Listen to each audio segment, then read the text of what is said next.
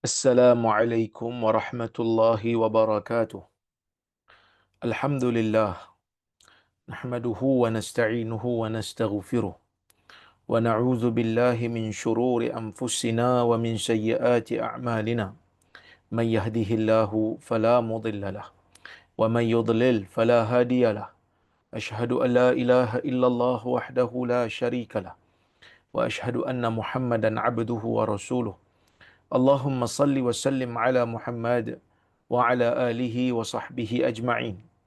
Ya ayyuhalladzina amanu taqullaha haqqa tuqatih wa la tamutunna illa wa antum muslimun.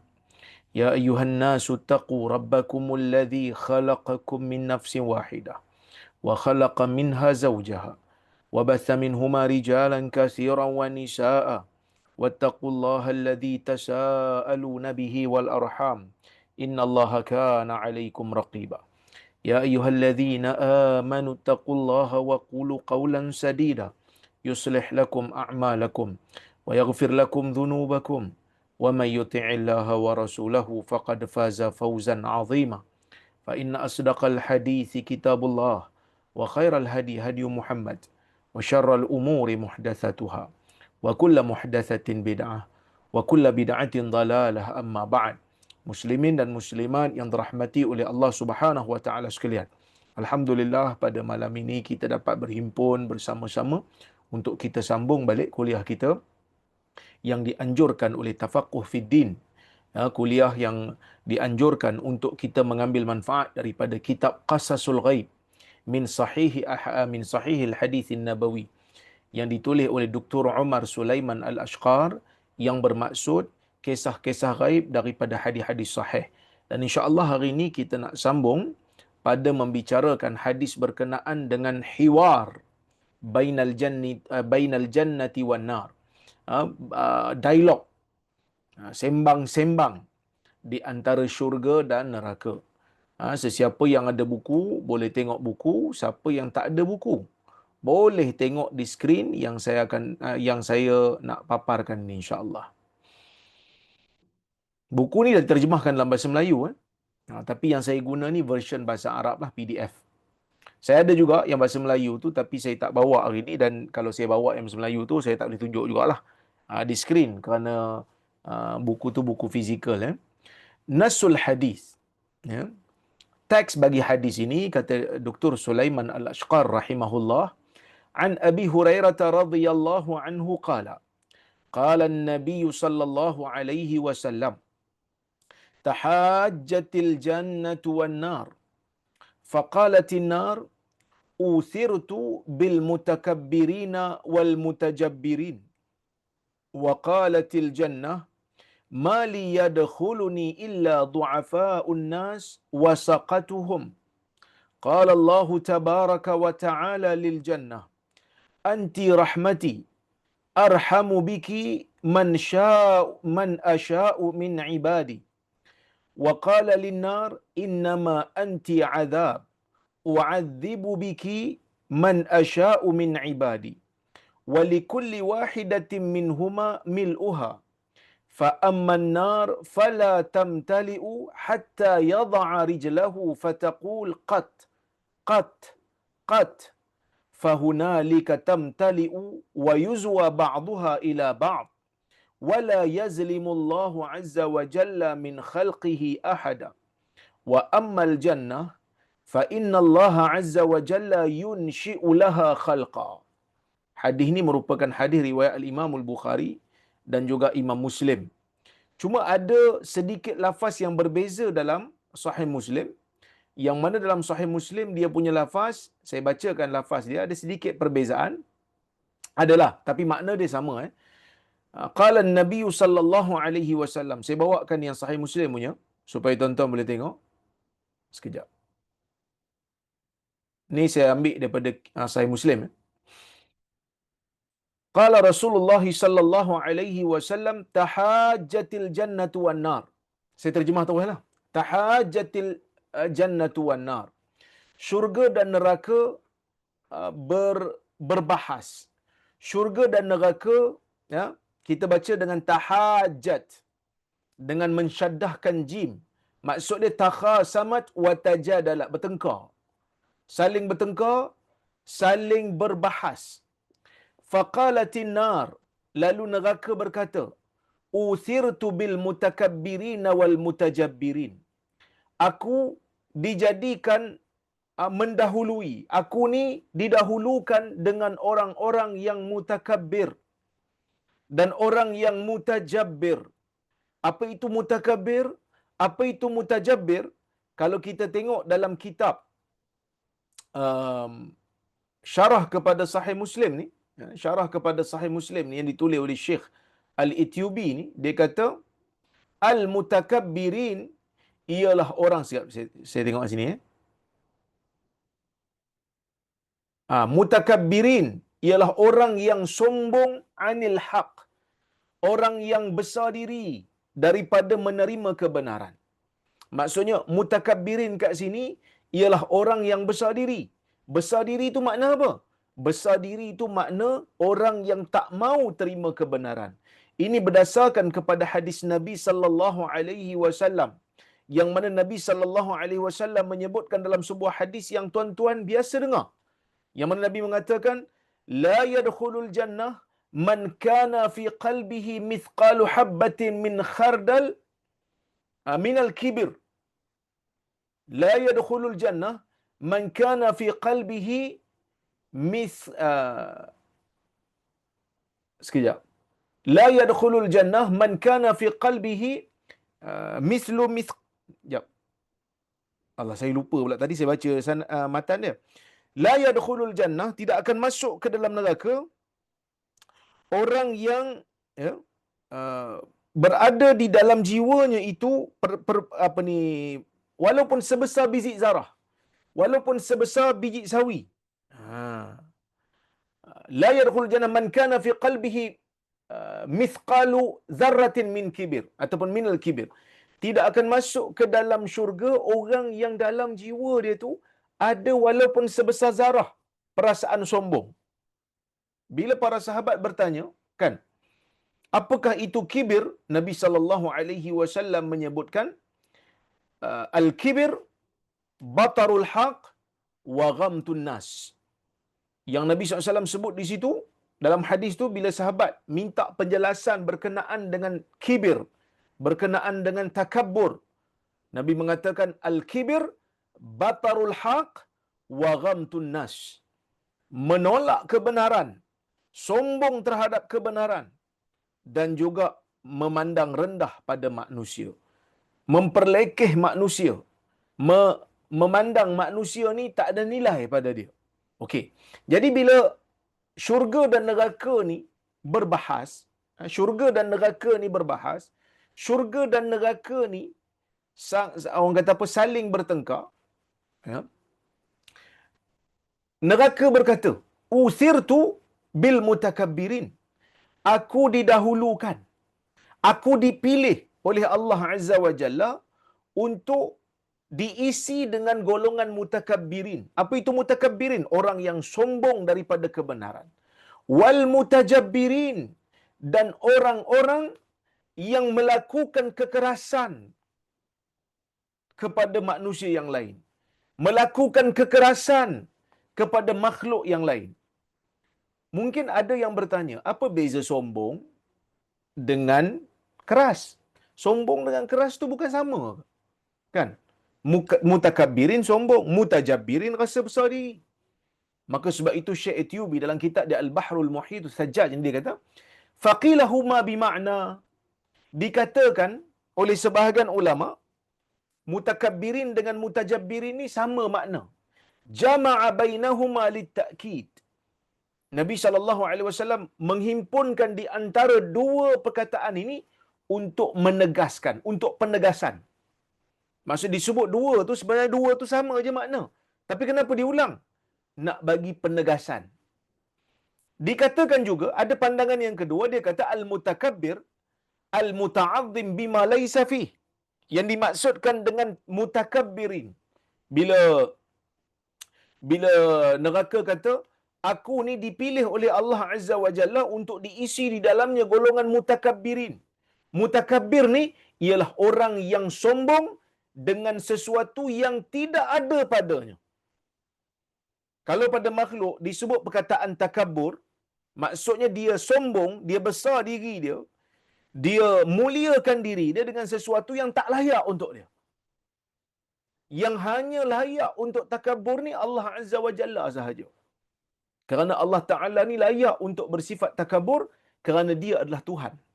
Semua yang ada dalam dunia ni, semua yang ada di dalam alam ni milik dia. Tapi makhluk tak boleh bersifat takabur. Kerana makhluk ni semua yang ada pada dia bukan milik dia pun, hanya pinjaman daripada Allah Subhanahu wa taala. Ya.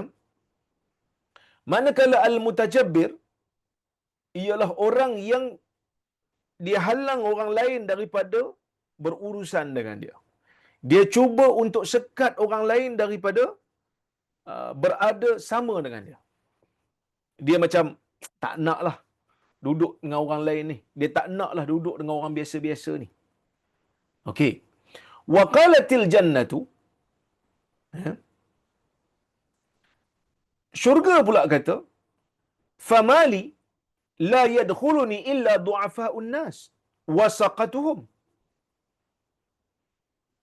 Aku pula tidak ada sesuatu yang masuk ke dalam aku ni.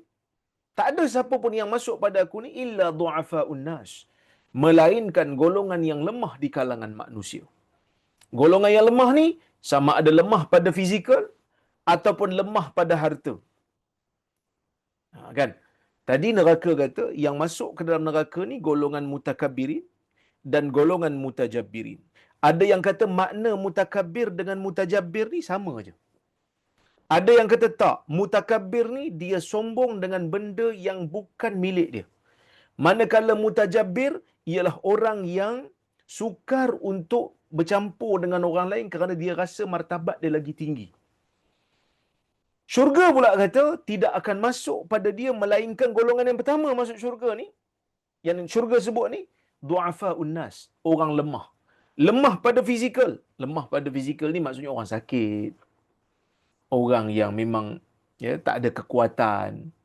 Wal mal, dan juga orang yang mempunyai kelemahan dari sudut kemampuan harta.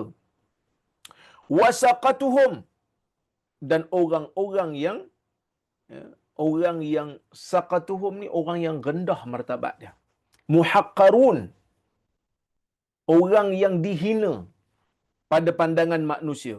Kata Syekh Atyubi, al-muhaqqarun fima bainahum, orang yang dihina di kalangan manusia, as-saqituna an a'yunihim, orang yang saqit, orang yang dipandang rendah pada pandangan mata manusia. Wa hadha binnisbati ila ma 'inda aktsarin nas. Ini dengan mengira kepada pandangan majoriti manusialah. Kerana mungkin ada di kalangan manusia yang dipandang tinggi, tapi yang pandang tinggi dia tu golongan ilmuan, golongan yang beriman. Yang tu tak termasuklah. Yang dimaksudkan ni kebanyakan manusia. Sebab Allah Subhanahu wa taala selalu menyebut walakinna aktsarahum yajhalun. Ramai di kalangan manusia ni jahil. Walakinna aktsarahum la ya'lamun. Ramai di kalangan manusia ni tak tahu. Orang-orang yang lemah ni, orang yang miskin ni, orang yang dipandang hina ni, mungkin di sisi Allah Azza wa Jalla, bukan kata mungkinlah, kalau dia masuk syurga dah tentu, di sisi Allah Azza wa Jalla mereka ini orang yang mulia. Di sisi Allah Azza wa Jalla mungkin mereka ini darjat dia tinggi. Dan juga di kalangan ulama-ulama, di kalangan orang-orang saleh, golongan yang dipandang hina ni adalah golongan yang dipandang tinggi. Tinggi darjatnya di sisi Allah, tinggi darjatnya di sisi orang-orang yang beriman. Tinggi darjatnya di sisi orang-orang yang saleh. Okey, bila neraka dan syurga berbahas begini, kan? Bila neraka dan syurga berbahas begini, para ulama berbincang. Para ulama berbincang, apa maksud hadis ni? Syurga dan neraka berbahas. Syurga dan neraka bertengkar. Yang kita tahu, yang boleh bertengkar ni hanyalah manusia yang mempunyai ruh, yang mempunyai nyawa. Kan? Bolehlah kita kata binatang pun kadang-kadang bertengkar juga. Kita duk tengok kucing kat luar rumah kita ni duk bergaduh sama dia pun bertengkar lah tu. Kucing duk bertengkar, manusia duk bertengkar. Jin pun lah boleh bertengkar. Kan? Benda yang hidup dia boleh bertengkar. Allah Ta'ala sediakan untuk dia mulut. Tapi syurga dan neraka ni macam mana pula boleh bertengkar? Kan? Okey. Uh, Al-Imam At-Tibi, kan? Dia menyebutkan, dia kata, pertama sekali, bila disebut tahajjatil jannatu wan nar, syurga dan neraka saling bertengkar, maksudnya saling bertengkar ni tak ada siapa yang menang. Sebab tu dia kata uh,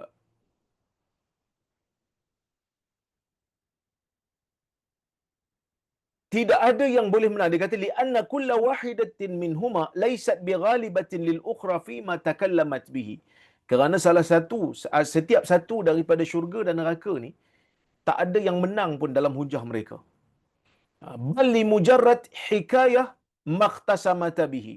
Tapi hadis ni nak bagi tahu tentang cerita yang memang syurga dan neraka ni saling bertengkar. Saling bertengkar. Maka mereka memang bertengkar. Cuma para ulama seperti Al-Imam An-Nawawi rahimahullah, dia ada sebut, dia kata apa? Saya kongsikan di sini sekejap.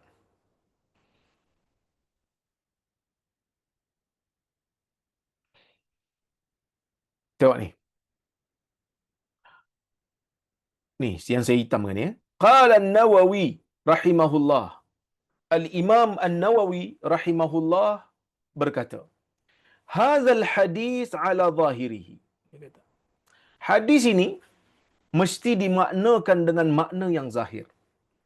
Apa makna yang zahir?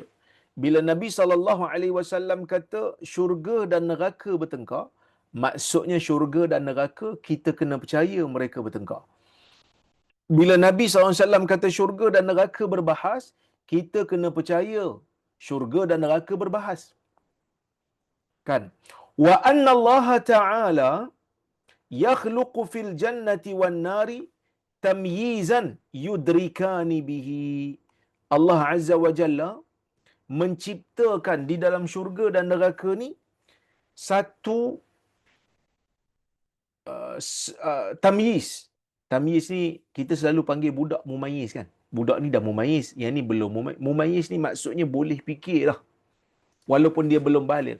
Syurga dan neraka memanglah tak baligh. Sebab dia bukan manusia.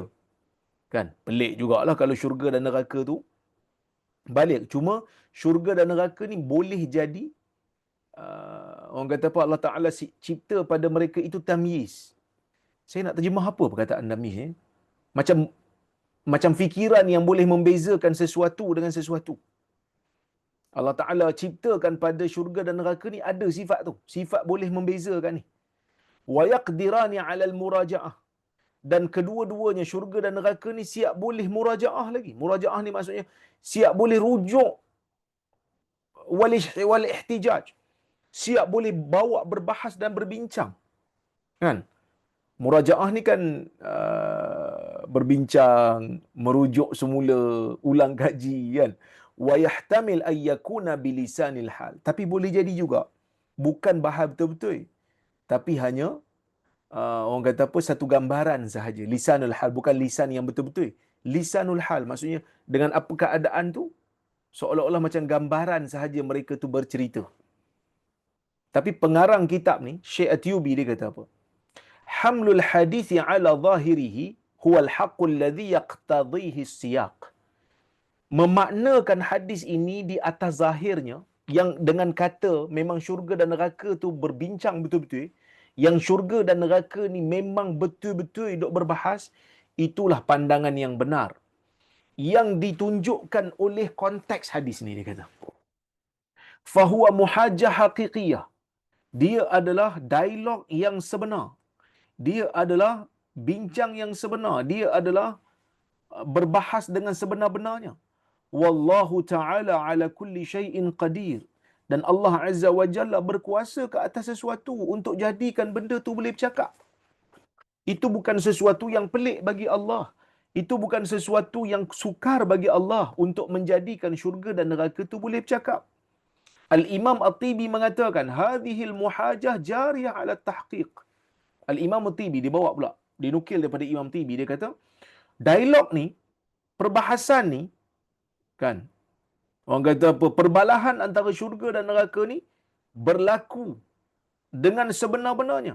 Fa innahu ta'ala qadirun ala an yaj'ala kulla wahidatin mumayyizah mukhatibah.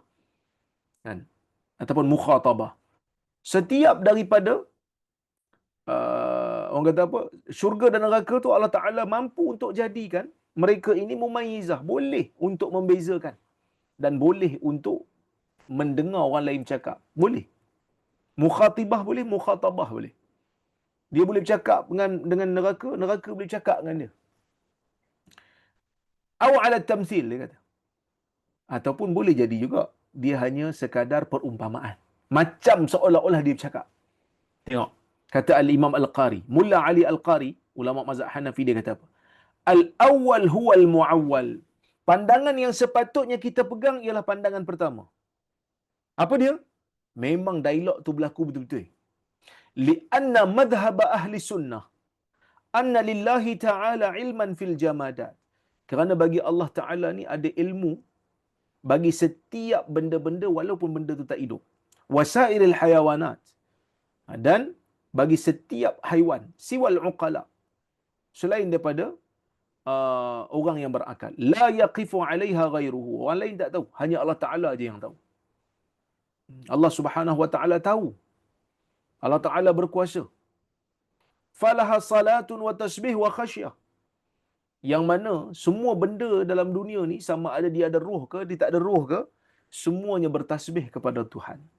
Semuanya ada perasaan takut pada Tuhan. Kan? Semuanya bertasbih, berzikir. Allah Subhanahu wa taala menyebutkan di dalam Al-Quran, kan? Allah mengatakan semua makhluk Allah, sama ada yang mempunyai roh ke, yang tak ada roh ke, semuanya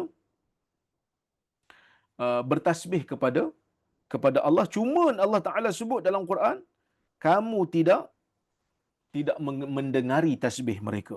Apa kata Allah Azza wa Jalla? Wa in min syai' illa yusabbihu bihamdih walakin la tafqahuna tasbihahum. Tidak ada sesuatu pun dalam dunia ni melainkan sesuatu itu akan bertasbih kepada Allah Azza wa Jalla, walakin la tafqahuna tasbihahum, tetapi kamu semua tidak memahami tasbih mereka. Mereka ada perasaan takut. Matahari juga ada perasaan takut kepada Allah Azza wa Jalla. Maka sebab itu kata Syekh Ali Mulla Ali Al-Qari, dia kata fayajibu 'alal mar'i al-imanu bihi. Wajib untuk kita ni beriman dengannya. Beriman dengan apa? Beriman yang setiap daripada makhluk Allah Taala ni mempunyai sifat untuk bertasbih. Wa yakilu ilmahu ila Allah Taala, dan menyerahkan urusan ini kepada Allah Subhanahu wa taala. Wa adillatuhu kathirah, dan dalil dalam masalah ni banyak. Laisa hadha mahallu zikriha, tapi dekat sini bukan tempat untuk kita cerita dalil-dalil itulah. Wallahu taala a'lam. Itu kata Mulla Ali Al-Qari, wa huwa as-shawab alladhi la mahida anhu. Kata penulis, inilah pandangan yang benar yang tidak ada ruang untuk kita lari lagi. Wa iyyaka an taltafita ila ghairihi. Maka kamu kena berpegang dengan pendapat ni. Kamu hati-hati, jangan kamu berpaling dengan pandangan ini. Okey. Al-Imam Al-Qurtubi kata, zahiru hadhihi al-muhajah annaha lisanu maqal. Zahirnya dialog ni macam dengan dialog betul lah, bercakap dengan lidah betul. Fayakunu khazanatu kulli wahidin minhuma humul qailuna bidzalik. Boleh jadi yang bercakap tu khazanah dia. Maksud khazanah tu benda yang ada dalam tu. Bukan syurga tu bercakap, benda yang ada dalam syurga. Ya. Wa yajuzu an yakhluqa Allahu dhalika al-qaul fi ma syaa' min ajza'il jannah. Tapi boleh juga Allah Taala jadikan, bukan kata benda yang ada dalam syurga, yang benda yang makhluk yang dalam syurga, makhluk dalam neraka tu. Tapi sebenar-benarnya boleh juga Allah Taala ciptakan perkataan ni keluar daripada setiap juzuk syurga. Wa qad qulna fi ma taqaddam annahu la yushtaratu aqlan fil aswat al muqatta'ah ay yakuna mahalluha hayyan. Dan kita telah sebut sebelum ni tak disyaratkan pada akal untuk setiap suara yang terputus-putus ni untuk diletakkan pada benda yang hidup saja. Sebab benda yang tak hidup pun boleh untuk bercakap. Walau sallamna dhalika, kalau kita terima benda ni, lakana minal mumkin ay yakhluqallahu ta'ala fi ba'di ajza'il jannati wan nar al-jamaniyah hayah. Jadi kalau kita terima benda yang cakap ni boleh, yang bukan yang tidak mempunyai roh pun boleh bercakap, kalau kita terima benda ni, maka tak boleh, mungkin saja Allah Ta'ala cipta pada sebahagian juzuk syurga dan neraka yang tak hidup tu ada kehidupan dan boleh bercakap. Sebenarnya kalau kita tengok dalam hadis Nabi SAW pun, Nabi ada sebut tentang satu benda yang kalau kita perhati sebenarnya tak ada isu pun benda ni. Para ulama memang bahas panjang benda ni. Sehingga Syekh ni dia sebut benda ni sebab apa? Sebab dia tahu zaman ni ada manusia yang dalam bab ghaib pun dia pelik sikit je dia nak tolak hadis. Dia pelik sikit je nak tolak hadis. Kalau kita tengok dalam hadis Nabi SAW mengatakan, kejap. Saya bawakan hadis tu sekejap.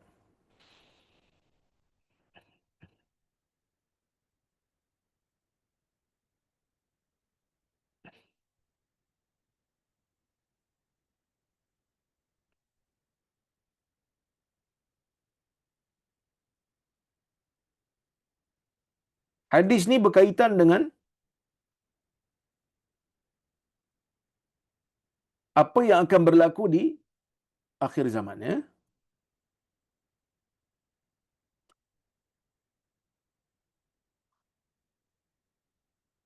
Yang mana Nabi SAW menyebutkan, ni.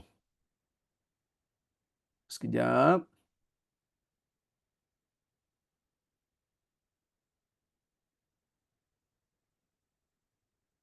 Tuan-tuan tengok dekat skrin ni, saya kongsikan. Ni di antaranya lah. Hadis yang Nabi SAW cerita. Ni dalam Sahih Bukhari. Nabi SAW kata apa? La taqumu sa'ah hatta tuqatilu al-yahud hatta yaqula al-hajar wara'ahu al-yahudi. Ya Muslim, hadha yahudi wara'i faqtulhu. Tidak akan berlakunya kiamat sehingga kamu semua akan memerangi Yahudi. Sehingga kan batu yang di belakangnya ada Yahudi, dia menyebutkan, ya Muslim, wahai Muslim, hadha yahudi wara'i. Ni Yahudi ada belakang aku. Faqtulhu, mari bunuh dia. Hadis riwayat Bukhari, juga hadis riwayat Muslim jugalah. Dalam riwayat yang lain disebut, la taqumu sa'ah hatta yuqatil al-muslimun al-yahud. Tidak akan berlaku kiamat sehingga orang-orang muslim akan memerangi Yahudi. Fayaqtuluhumul muslimun. Orang muslim akan bunuh Yahudi ni. Hatta yakhtabi al-yahudi min wara'il hajar aw syajar. Sehingga orang Yahudi menyorok di balik batu ataupun pokok. Fayaqulul hajar aw syajar.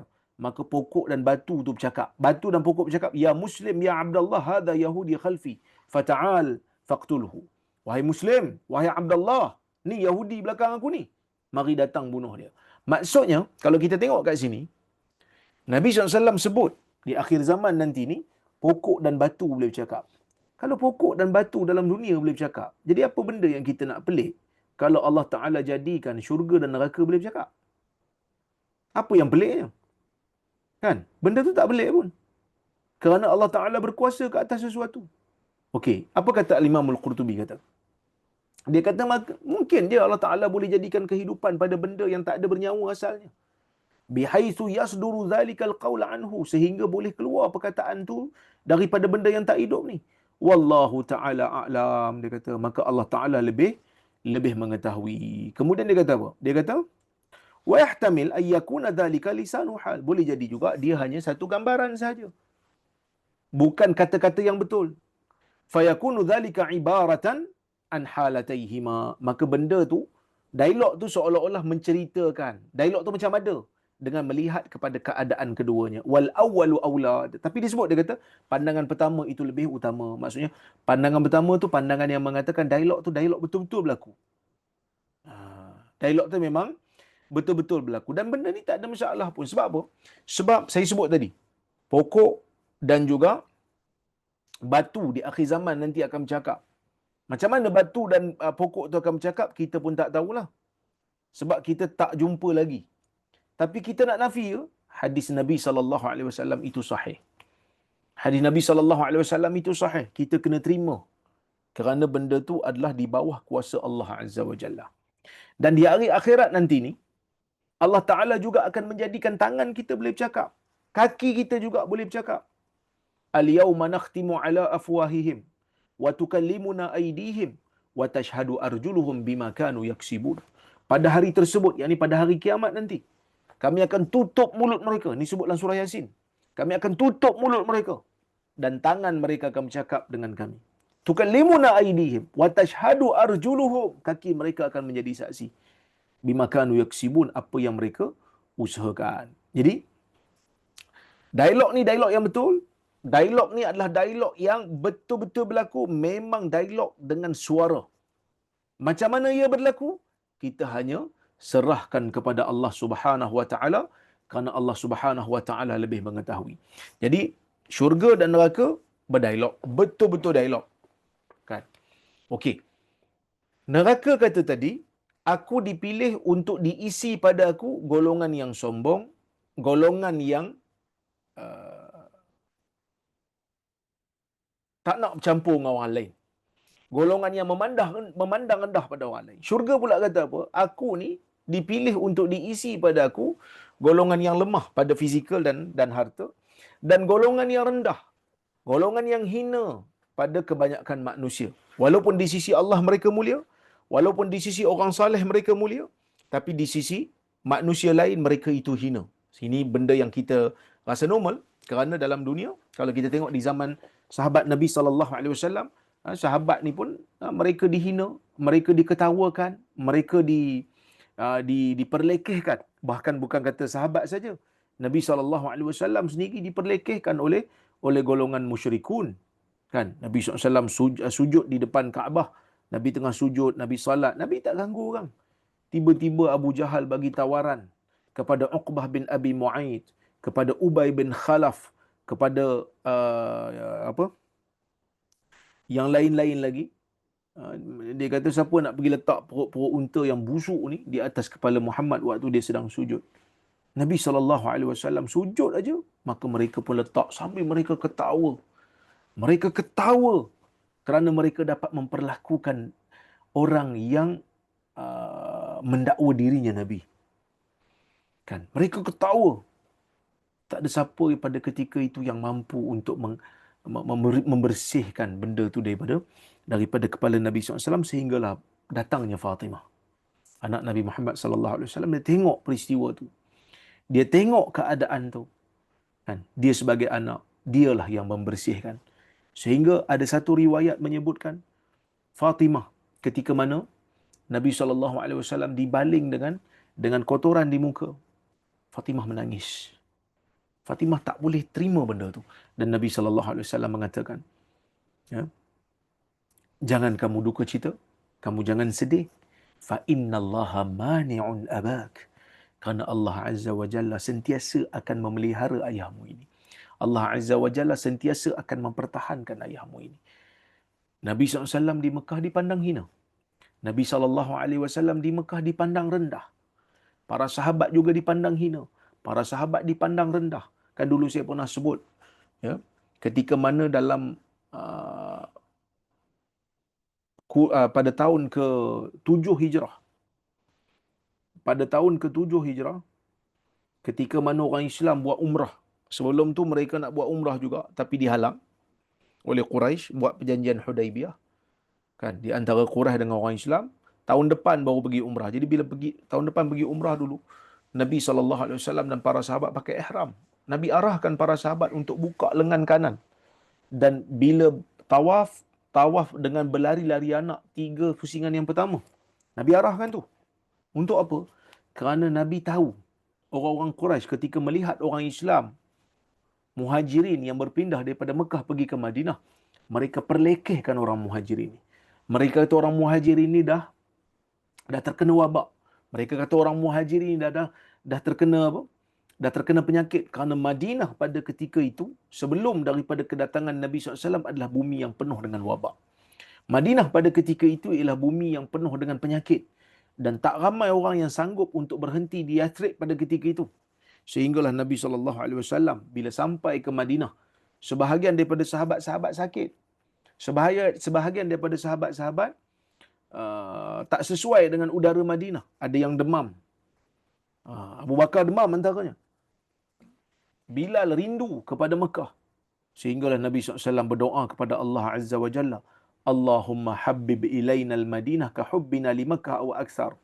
Wanqul hummaha ila al-Juhfah. Ya Allah, jadikanlah kami ni sayang pada Madinah seperti mana kami sayang pada Mekah ataupun lebih lagi. Ya Allah, ubahkanlah penyakit di Madinah ni pergi ke Juhfah. Dan penyakit tu akhirnya Allah Taala kabulkan untuk berpindah ke Juhfah berdasarkan kepada doa Nabi SAW. Tapi masa ni orang Quraisy tak tahu. Orang Quraisy dok ingat memang Madinah ni bumi wabak lagi. Jadi apa yang mereka lakukan, mereka ketawa pada orang Islam. Nabi SAW tahu benda ni, Nabi arahkan para sahabat untuk buka lengan kanan untuk tunjukkan muscle masing-masing dan berlari-lari anak 3 pusingan pertama bagi orang lelaki sewaktu melaksanakan tawaf umrah. Untuk apa tu? Nak tunjuk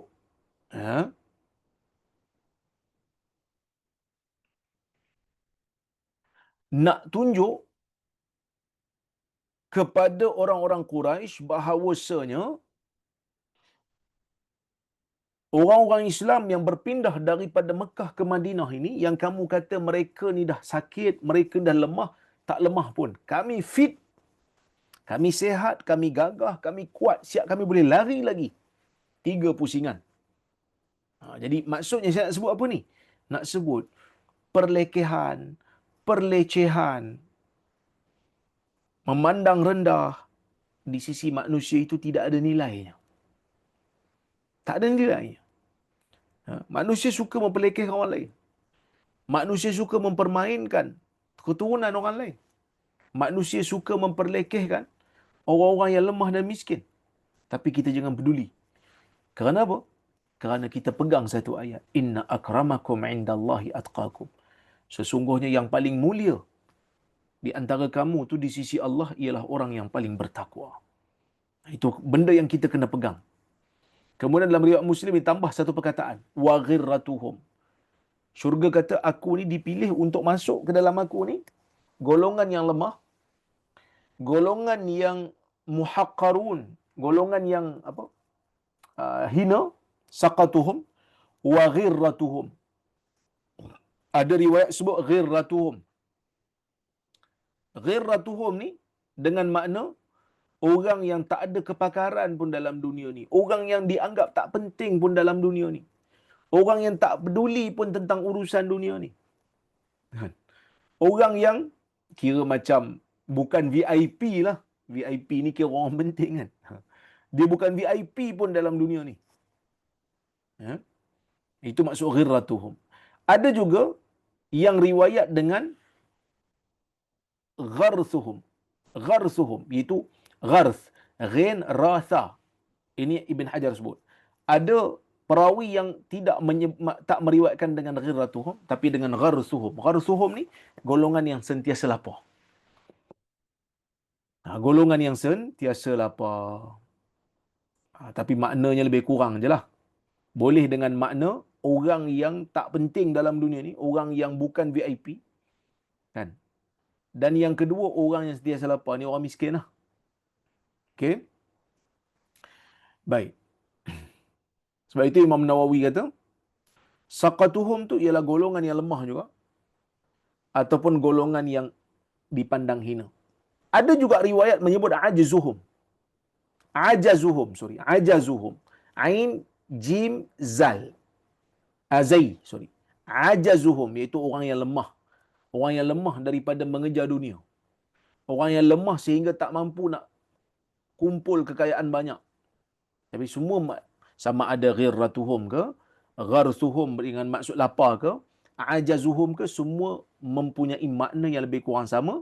Yang kata Al-Imam Al-Qadhi Iyad, dia kata 3 makna. Orang yang sentiasa berlapar, orang yang bukan VIP dan orang yang miskin.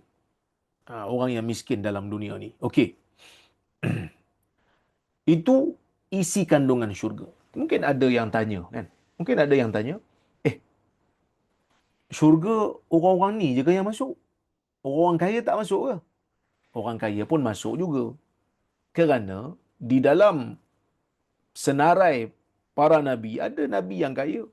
Nabi Sulaiman kaya, Nabi Daud, siap pemerintah lagi kaya. Tapi dia cerita golongan yang majoriti yang berada dalam syurga. Golongan majoriti yang berada dalam syurga ialah orang yang seperti inilah. Jadi bila neraka dan syurga ni berbahas, neraka dan syurga ini berdialog, maka Allah Azza wa Jalla pun jawab bagi mereka. Qala Allahu lil jannah, Allah Ta'ala berfirman kepada syurga, innama anti rahmati, sesungguhnya kamu adalah rahmat aku. Ini berdasarkan kepada hadis qudsi lah, yang mana Allah Subhanahu wa taala menyebutkan sabaqat rahmati ghadabi. Ya, sifat rahmat aku telah mendahului kemurkaan aku. Maksudnya Allah Subhanahu wa taala mengatakan syurga ni rahmat Allah. Kenapa syurga rahmat Allah? Kerana dalam syurga ni tuan-tuan, Allah Subhanahu wa taala berikan ganjaran kepada makhluk. Allah Subhanahu wa taala berikan ganjaran kepada kita dengan sesuatu yang kita sebenarnya tak layak pun untuk terima. Dengan sesuatu yang tak layak pun kita terima. Kenapa saya kata begitu? Kerana dalam syurga ni, sesuatu yang Allah Ta'ala sediakan ialah di luar daripada apa yang kita persembahkan pada Allah dari sudut ibadat kita. Pertama, dari sudut masa pun dah tak orang kata apa, dah tak sama, dah tak seimbang dah. Kita dalam dunia ni, katalah Allah Ta'ala bagi kat kita umur 70 tahun. Tolak 15 tahun sebab kita belum balik. Jadi umur kita dok ada lebih kurang dalam 70 tolak 15, dok ada dalam 55 tahun. 55 tahun kita beribadat. Ibadat kita pula bukanlah sepanjang 55 tahun tu 24 jam setiap hari kita ibadat. Tak. Kita ibadat sekejap saja. Kan? Kadang-kadang tidur kita lebih lama daripada kita beribadat. Makan kita, melepak waktu makan tu lebih lama daripada kita berzikir. Sembang kita depan TV tu kadang-kadang lebih lama daripada kita zikir lepas solat. Kan? Kita nak baca doa tidur pun kadang-kadang tidur dulu. Belum habis pun doa tidur tu. Jadi kita punya ibadat itu sangat terhad. Dalam satu hari yang Tuhan bagi kat kita 24 jam tu, ada kalanya hanya sejam je kita guna untuk ibadat. Ada kalanya. Mungkin tuan-tuan lebih lagi. Saya cerita tentang diri saya. Saya tak tahu ibadat orang lain. Mungkin 1 jam, itu pun paling lama tu. 1 jam je kita guna untuk ibadat. Jadi 1 jam, kalilah dengan berapa tu. Tapi bila Allah Azza wa Jalla kurniakan kita dengan syurga, sebenarnya Allah Ta'ala berikan syurga ni bukan 1 jam selama 55 tahun yang dia bagi kat kita. Dah.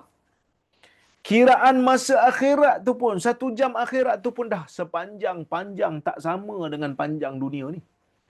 Kemudian bila kita masuk dalam syurga, Allah Azza wa Jalla berikan semua benda yang kita tak pernah tengok, yang kita tak pernah dengar, yang tak pernah terlintas dalam jiwa manusia nikmatnya. Nikmat yang terlalu hebat. A'dadtu li'ibadiyas salihin ma la 'ainun ra'at wala udhunun sami'at wala khatara 'ala qalbi bashar. Aku sediakan nikmat untuk hamba-hambaku yang beriman ni, yang berada dalam syurga ni, mata tak pernah tengok, telinga tak pernah dengar, ya? Dan tak pernah terlintas pun dalam jiwa manusia. Ajaib. Sedangkan ibadat yang kita bagi pada Tuhan, yang kita serahkan, yang kita persembahkan pada Tuhan tu kadang-kadang compang-camping juga. Masa tak orang kata apa, tak terbanding. Jenis balasan ganjaran pun tidak terbanding. Kan? Tak terbanding. Satu orang yang bila ditimbang amalannya di padang mahsyar, Dia ada dosa. Tak ada manusia yang tak ada dosa. Selagi mana dia bukan Nabi, dia mesti ada dosa.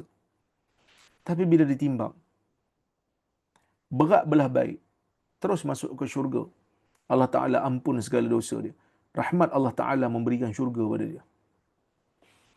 Rahmat Allah Ta'ala memberikan syurga pada dia. Kan? Satu orang yang masuk ke dalam neraka dulu, na'udzubillah, katalah dia masuk dalam neraka dulu.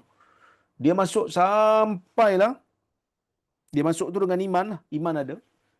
Cuma dia banyak buat dosa. Berat belah dosa. Dia masuk tu sampai dosanya habis mengikut pandangan pertama. Ataupun sehingga dosanya tu naik sikit berbanding pahala. Maka dia akan keluar, dia akan masuk ke dalam syurga. Dia akan masuk ke dalam syurga selama-lamanya. Itulah rahmat Allah Azza wa Jalla. Nah, itulah rahmat Allah Subhanahu wa Ta'ala. Okey, Al-Imamul Baghawi mengatakan di dalam Syarhus Sunnah, dia kata apa? Summiyatil jannatu rahmatan. Dinamakan syurga itu dengan rahmat. Li'anna biha yadhharu rahmatullahu ta'ala. Kerana dengan adanya syurga itu, maka terzahirlah rahmat Allah. Sebab apa? Syurga tu Allah Ta'ala kata rahmat. Sebenarnya rahmat ni sifat Allah. Tapi kenapa Tuhan kata syurga tu rahmat? Maksudnya syurga tu Allah Ta'ala jadikan pada syurga itu terzahirnya rahmat Allah. Sebab itu dia kata wa illa farahmatullahi ta'ala min sifatihi allati lam yazal biha mausufa. Sifat Allah, rahmat Allah Ta'ala ni sifat yang Allah Ta'ala sentiasa. Walaysat lillahi sifatun hadithah. Dia bukan sifat yang Allah Ta'ala cipta. Sifat Allah yang azali itu. Kan? Fahuwa qadim bi jami'i asma'i. Allah Ta'ala tu bersifat sedia kala. Wa sifatuhu bi jami'i asma'i wa sifatihi. Nama Allah Ta'ala pun qadim. Sifat Allah Ta'ala pun qadim. Sedangkan syurga tu Allah Ta'ala cipta baru. Bukanlah rahmat tu dicipta, tak. Tapi syurga ialah tempat di mana terzahirnya padanya rahmat Allah Subhanahu wa Ta'ala. Wa qala Allah Azza wa Jalla lin-nar. Allah Ta'ala bercakap pula dengan neraka, innama anti azabi. Sesungguhnya engkau ini adalah azab aku. Engkau ini adalah azab aku. Maksudnya engkau ini adalah tempat untuk aku azab orang. Tempat untuk aku azab makhluk. Tempat di mana aku nak zahirkan balasan dan kemurkaan aku. U'adzibu biki man asya'u min ibadi.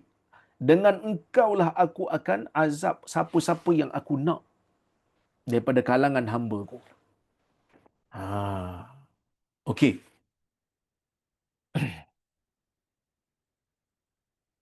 Walikulli wahidatin minkum mil'uha. Bagi setiap satu daripada kalian akan ada isi kandungannya. Akan ada khazanah yang akan dimasukkan ke dalam kamu. Maksudnya Allah Ta'ala kata apa? Syurga ni pun ada isi yang telah ditentukan untuknya. Neraka ini pun ada isi yang telah ditentukan oleh Allah untuknya. Nabi SAW menyebutkan, فَأَمَّا النَّارْ فَلَا تَمْتَلِئُ حَتَّى يَضَعَ اللَّهُ رِجْلَهُ. Adapun neraka, dia tidak akan penuh sehinggalah Allah Azza wa Jalla meletakkan kakinya. Rijlahu, dalam riwayat lain disebut qadamahu. Allah Ta'ala meletakkan kakinya. Tuan-tuan, Nabi SAW sebut begini, maka kita terjemahkan begini. Tapi tuan-tuan jangan bayang macam mana kaki Tuhan. Jangan. Kita hanya beriman seperti mana yang disebutkan oleh Nabi SAW di dalam hadis. Nabi SAW sebut begitu, maka kita pun percaya begitu. Kita tidak membagaimanakan, kita tidak menafikannya, dan kita tidak menyamakannya dengan makhluk. Bila disebut tentang hadis ni begitu, Allah Ta'ala meletakkan kakinya, maka meletakkan kakinya. Bagaimana? Tak tahu. Sebab itu kata Syekh dalam kitab Al-Bahru Muhitus Sajjaj ni, syarah kepada Sahih Muslim, dia kata apa? Mazhabus salaf, mazhab salafus salih, isbatu ma ja'a anillahi azza wa jalla. Menetapkan apa yang datang daripada Allah. Aw an rasulihi sallallahu alaihi wasallam. Ataupun menetapkan apa saja yang datang pada Rasulnya. Minas sifat, daripada sifat Allah. Seperti kaki. Ma'a tanzihillahi ta'ala an musyabahati khalqih. Dengan kita percaya benda tu adalah sifat Allah, Kita percaya perkara itu adalah sifat Allah dengan kita membersihkan Allah daripada menyamai makhluk. Wa amma kathirun mimman ata ba'dahum, adapun golongan yang datang selepas salafus salih, yang lepas zaman salaf, fayakhuduna fi ta'wil, lalu mereka ni meranduk jalan takwil. Mereka cuba takwil, wa yatakallafuna ma la ilma lahum bihi, lalu mereka pun terpaksalah duk takwil macam-macam benda yang mereka tidak ada pengetahuan pun tentangnya. Wal haq ma madha alaihi salaf, pandangan yang benar ialah pandangan salaf. Apa pandangan salaf? Kita terima seperti mana yang disebutkan oleh Nabi SAW. Itu yang disebutkan oleh Nabi, itu yang kita percaya. Tapi kita tak membagaimanakan. Kita isbat, kita tidak menyamakan Allah dengan makhluk, kita tidak membagaimanakan dia, dan kita tetap percaya Allah Azza wa Jalla laisa kamitslihi syai'. Allah tak sama dengan makhluk. Okey. Lalu neraka pun kata, taqul qat qat qat. Cukuplah. Cukuplah. Cukuplah. Okey. Kemudian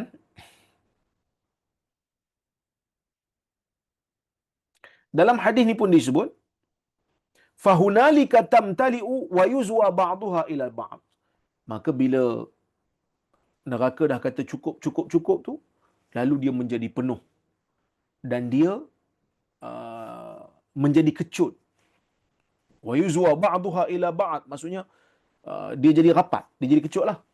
Wala yazlimullahu azza wa jalla, dan Allah Ta'ala tidak menzalimi mana satu daripada kalangan hamba-Nya.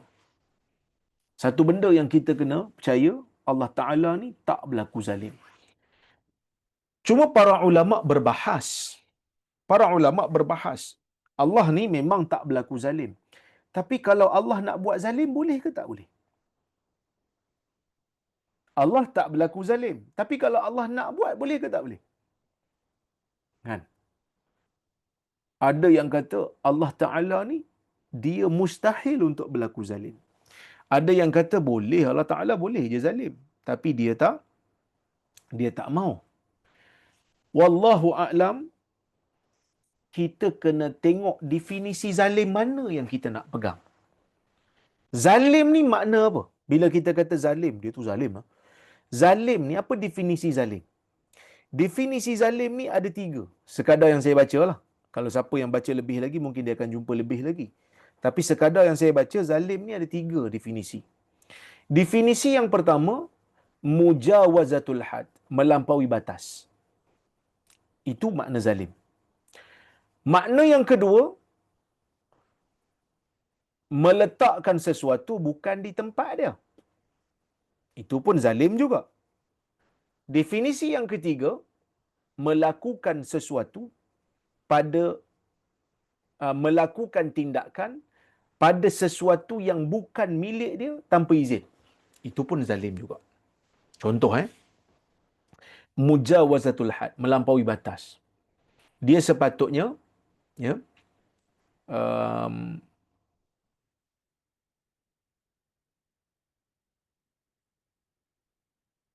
apa orang kata? Pukul balik orang yang zalimi dia tu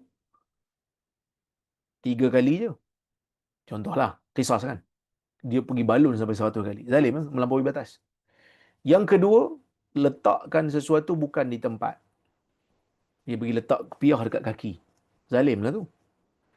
Yang ketiga, melakukan sesuatu, melakukan tindakan pada sesuatu yang bukan milik dia. Dia pergi ambil kereta orang, dia pergi drive. Laju-laju. Tu zalim lah tu. Okey. Allah Ta'ala memang tidak bersifat zalim. Ini berdasarkan kepada hadis Muslim yang mana Allah Subhanahu Wa Ta'ala mengatakan, Inni haramtu zulma ala nafsi. Inni haramtu zulma ala nafsi. Wa ja'altuhu bainakum muharrama. Fala tadhalamu. Aku menjadikan kezaliman tu haram pada zat aku. Dan aku jadikan kezaliman itu juga sesama kamu adalah haram. Jangan kamu saling zalim menzalimi. Jadi memang Allah Ta'ala tak berlaku zalim. Siapa kata Allah Ta'ala zalim, maka dia kafir. Setelah dia sedar implikasinya, dia nak sebut juga, maka dia jatuh kafir. Okey. Sekarang ni, kalau kita kata, boleh ke tidak pada akal Allah berlaku zalim? Kita kena pergi pada definisi mana kita nak pegang. Kalau melampaui batas, mungkin boleh, tapi Allah Ta'ala tak buat. Contoh, Allah Ta'ala nak pergi ambil orang beriman yang taat kepada Allah, letak dalam neraka. Tapi Allah Ta'ala tak buat. Kalau definisi zalim yang ni kita pegang, tiba-tiba kalau Allah Ta'ala, Allah boleh buat lah. Kan? Tapi kalau definisi kita nak pegang, meletakkan sesuatu di tempatnya. Allah Ta'ala ambil orang beriman, orang baik, pergi letak dalam neraka. Itu maksud zalim yang boleh lah tu. Tapi Allah Ta'ala tak buat. Tapi, kalau kita kata, zalim dengan makna bertindak atas sesuatu yang bukan milik dia, tanpa izin, yang ni tak mungkin bagi Allah. Sebab, semua yang ada dalam dunia ni, Allah Ta'ala punya. Katalah Allah Ta'ala ambil orang beriman, yang taat pada dia, yang tak buat dosa, pergi letak dalam neraka, dengan definisi ketiga ni, tetap tak zalim. Sebab, manusia tu milik Allah. Neraka tu milik Allah. Allah Ta'ala boleh buat apa saja yang dia nak. Jadi isu ni sebenarnya adalah isu yang tidak ada kesan hasil pun pada kita. La yantabiq alaihi amal. Kalau kita beriman macam ni ke, tidak menambahkan apa-apa amalan untuk menambahkan keimanan kita. Dia hanya sekadar perbincangan teori. Saya ingat lagi, dulu ada seorang ustaz kena hentam bila dia kata Allah Ta'ala boleh buat zalim, tapi Allah Ta'ala tak nak. Oh, ramai geng-geng ustaz-ustaz duk hentam dia. Mana Allah Ta'ala boleh buat zalim? Sebab dia pegang definisi yang ketiga. Kan? Orang yang bantah tu pegang definisi ketiga. Memang tak mungkin Allah berlaku zalim sebab semua benda Allah Ta'ala punya. Semua benda milik Allah. Tapi, kalau dengan makna pertama dan kedua tu, dia kata mungkin. Dia pegang dia pegang pada definisi pertama atau kedua. Jadi bagi saya, benda ni tak perlu bincang panjang. Yang penting, Allah Ta'ala tidak akan sesekali berlaku zalim. Hadirin mukminin yang dirahmati oleh Allah Subhanahu wa taala sekalian, Nabi SAW di hujung hadis itu mengatakan wa ammal jannatu fa inna Allah azza wa jalla yunshi'u laha khalqa. Adapun syurga, Allah Taala cipta bagi syurga ini makhluk yang lain. Okey, kita tengok apa faedah yang boleh kita ambil daripada hadis ni. Pertama, kita kena beriman bahawa syurga dan neraka ni berdialog. Dan mampu untuk berdialog, ini saya telah pun hurai secara panjang lebar sebelum daripada masuk pada bab inilah. Sebelum daripada kita pergi kepada sesi untuk mengambil faedah. Allah Ta'ala mampu untuk menjadikan sesuatu bercakap dan bertasbih, tak ada masalah. Okey. Faedah yang kedua, kebanyakan ahli neraka ni ialah golongan yang melampaui batas. Golongan yang sombong. Golongan yang tak mau terima kebenaran. Jadi kita sebagai manusia yang beriman, yang Allah Ta'ala bagi keimanan yang ada dalam diri kita, kita kena tetapkan dalam jiwa kita ni, kita sentiasa menerima dan tunduk kepada kebenaran apabila ia sampai pada kita. Jangan sekali-kali kita sombong dengan kebenaran apabila ia sampai. Kerana ia membahayakan. Jangan sekali-kali mengangkat diri kita ni seolah-olah tak sama level dengan orang lain. Ini perangai orang Yahudi. Orang Yahudi ni dia panggil kita dengan gelaran gayim. Gayim ni maksudnya binatang. Kita ni macam binatang je. Sebab tu mereka bunuh anak-anak Palestin, orang-orang perempuan Palestin. Mereka tak peduli kerana bagi mereka, mereka adalah golongan yang terpilih. Chosen people. Mereka adalah golongan yang terpilih. Golongan yang Allah Ta'ala pilih mereka. Sedangkan mereka itu adalah golongan yang paling membinasakan. Kalau kita tengok dalam dialog di dalam Al-Quran yang direkodkan, Firaun, Haman, Qarun, Namrud, Umayyah bin Khalaf, mereka inilah golongan yang sombong. Mereka inilah golongan yang tak mau terima kebenaran sedangkan kebenaran itu telah terbentang di hadapan mata mereka. Yang ketiga, kebanyakan ahli syurga ialah golongan fakir, golongan miskin, golongan lemah, golongan yang bukan VIP pun. Mungkin golongan yang dipandang remeh pun dalam dunia ni. Golongan yang ditertawakan. Kan? Kadang-kadang kita tengok orang Palestin hina. Nampak hina di kalangan masyarakat. Kan? Lapar, tak ada makanan. Makan pun tak diberi, disekat, air pun tak diberi, internet pun tak diberi. Tapi mereka insya-Allah di sisi Allah sangat mulia. Dan kita ni kadang-kadang kita risau dengan untung nasib kita ni. Kat mana kita ni nanti. Moga-moga Allah Ta'ala berikan kita syurga lah insya-Allah. Ya. Dan Percaya bahawasanya Allah Ta'ala mempunyai sifat kaki dan kita tidak membagaimanakan, tidak membayangkan, tidak menyamakan dengan makhluk. Kita menyucikan Allah Azza wa Jalla daripada sebarang persamaan dengan makhluk. Allah bersifat dengan segala sifat kesempurnaan dan kita percaya seperti mana yang Allah Ta'ala sebut, laisa kamitslihi syai' wa huwas samiul basir. Tak sama Allah Ta'ala ni dengan sesuatu pun. Lam yakun lahu kufuwan ahad. Tak ada satu pun yang sama dengan Tuhan. Okey, sebahagian ahli kalam, ulama-ulama yang terpengaruh dengan falsafah, mereka cuba untuk mentakwilkan perkataan qadam, kaki yang disebut dalam hadis itu, ya, dengan takwilan-takwilan yang pelik lah. Dia kata qadam tu bukan kaki, qadam tu ialah qadam tu bukan kaki Tuhan, qadam tu ialah kaki sebahagian makhluk. Ada yang kata qadam tu dengan makna sebahagian jemaah yang didahulukan. Ini semua adalah takwilan-takwilan yang tidak, yang orang kata apa, yang tak selari dengan konteks hadis tu. Sedangkan golongan salafus salih tidak mentakwilkannya. Ya.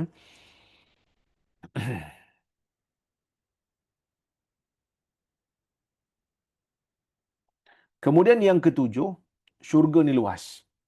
Sehingga kan kalau semua orang-orang yang baik dalam dunia ni bermula daripada zaman Nabi Adam sehingga umat yang terakhir di kalangan umat Nabi Muhammad, masih ada ruang lagi dalam syurga tu, sehingga Allah Subhanahu Wa Taala mencipta makhluk yang lain untuk duduk dalam syurga. Dan inilah bukti bahawa syurga itu adalah tempat untuk terzahirnya rahmat Allah, dan amalan tu tak menjadi syarat pun untuk Allah Taala berikan syurga kepada mana-mana makhluk. Sedang buktinya Allah Taala boleh cipta je makhluk lain untuk mendiami syurga dengan kehendak Allah. Kan ada je orang yang tak beramal pun tapi Allah Taala bagi syurga kat dia, seperti orang yang bunuh 100 orang tu. Tak sempat nak beramal pun tapi dia bertaubat, Allah Taala bagi syurga kat dia. Jadi macam mana kita nak dapatkan syurga? Dengan rahmat. Macam mana nak dapatkan rahmat? Dengan beramal. Tapi ada orang tak beramal pun dapat syurga. Dia bertaubat, lepas tu dia mati. Tak sempat beramal. Kan? Tapi kita ni, oleh kerana kita ni kita tak tahu kita mati bila, kita terpaksalah kena beramal juga.